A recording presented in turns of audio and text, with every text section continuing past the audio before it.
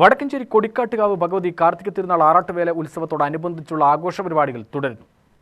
വൈകിട്ട് ലളിത സഹസ്രനാമ പാരായണം, ദീപാരാധന എന്നിവയ്ക്ക് ശേഷം കലാപരിപാടികൾ നടന്നു. തിരുവാതിരക്കളി മഹോത്സവവും ഉണ്ടായിരുന്നു. നിരവധി പേർ ആഘോഷത്തിന്റെ ഭാഗമായി.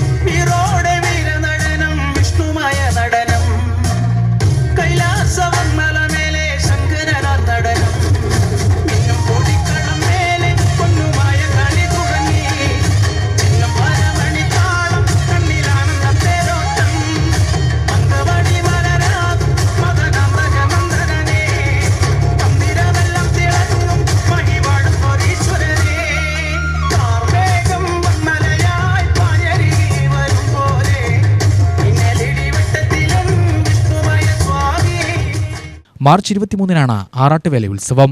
UTV news, Palakkad.